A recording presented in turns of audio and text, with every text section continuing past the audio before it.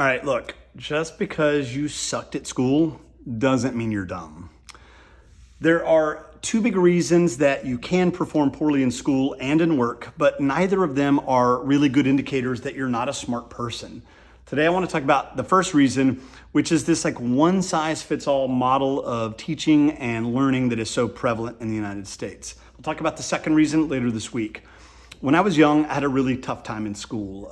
My mom clearly recognized the importance of education and sent me to good schools, but I didn't thrive in traditional learning environments where teachers kind of stand at the head of the class and talk at you for 15 minutes and then assign homework.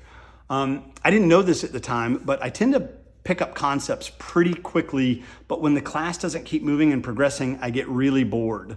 I'd space out when I got bored, and then I would eventually get into trouble.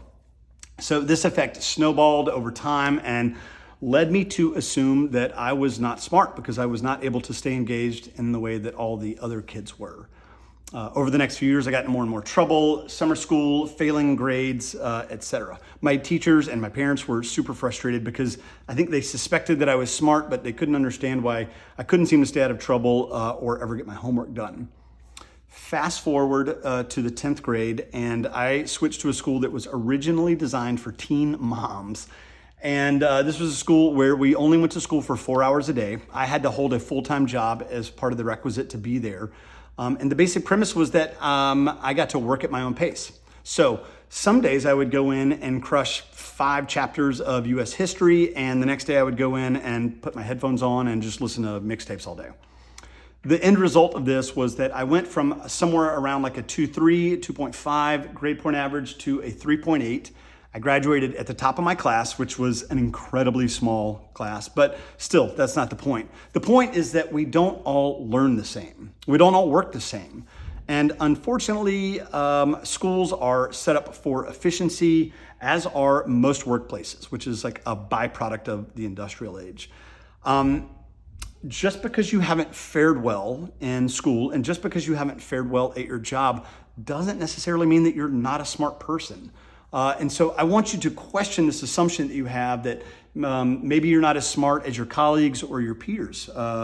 Maybe you just work in different ways. Maybe you learn in different ways. Maybe your work rhythms don't look like everybody else's. Like you don't do your best work between 8 and 5, and you don't do your best work sitting in a cubicle. I'm going to bet that you're much more intelligent than you've let yourself believe. I'm going to bet that you know how to work hard and that you want to work hard.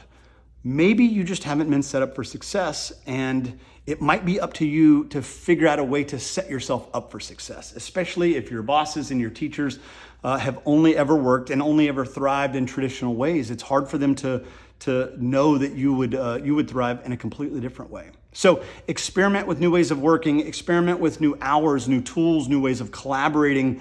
You're gonna find your flow, you're gonna crush it, and you're gonna realize all along that you've been one of the smartest and most creative people that you've ever known. You just had to find a way to set it free.